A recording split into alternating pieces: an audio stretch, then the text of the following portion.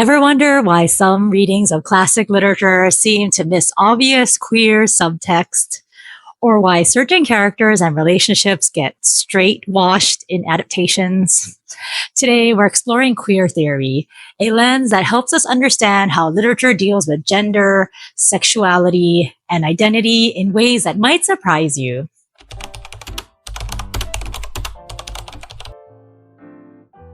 Hi, my name is Moana, and this is my reading buddy Spike. And I am a reading and writing lover who disliked English class as both a student and a teacher, and I am now documenting my journey of rediscovering my love for words. This video is part of my series on literary theories that can help you to read books more deeply. I put the link to the playlist in the description below, so check it out if you want to learn more about other theories. Today, we're diving into queer theory, which isn't just about finding LGBTQ plus characters in literature, but it's about questioning everything we take for granted about identity, gender, and normal behavior in stories.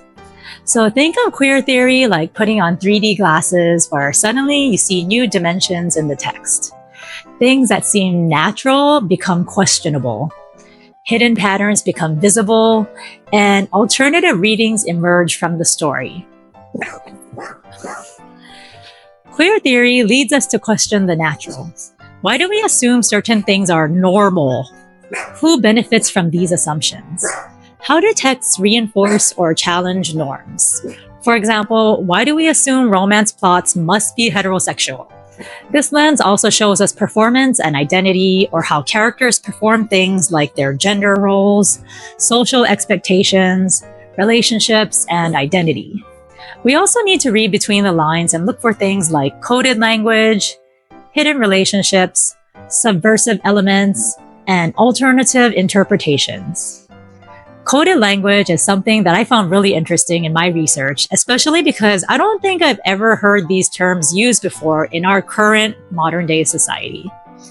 There are actually several historical code words and phrases to indirectly imply something such as confirmed bachelor, which means unmarried gay man, or Boston marriage, which implies two women living together as a couple. And then there's particular friend, which means same-sex partner, and romantic friendship, which means same-sex relationship. Some hidden relationships come in the form of the most obvious, such as two people trying to come across as just friends when they are actually lovers. Last year, I read a book where two women kept appearances as a servant and master of the home to hide the fact that they were actually lovers. In regards to subversive elements, in some stories, we see things like characters having specific quirks like refusing to engage with the opposite gender, living with friends of the same sex, and sometimes even cross-dressing. Here's an interesting example in classic literature. When I first read Oscar Wilde's The Picture of Dorian Gray, I was a bit confused with the obsession and intense admiration that several men had with the book's main character, who is also a man.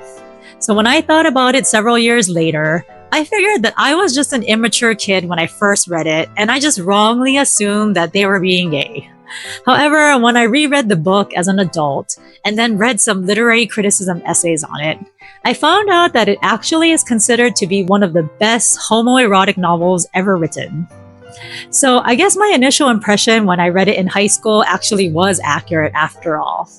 I think my experience is a good example of how queer literary theory can help us in actually understanding more deeply what is happening in a story.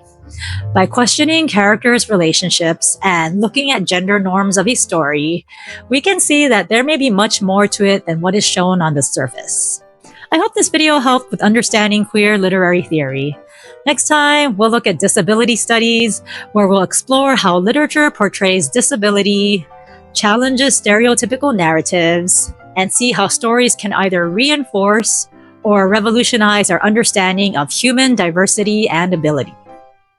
From Tiny Tim to modern neurodivergent protagonists, we're going to completely change how you read character representations. Thank you so much for joining me for this video, and if you enjoyed it, make sure you hit that thumbs up button and subscribe to see more of my bookish content. Until next time, happy reading and see you soon.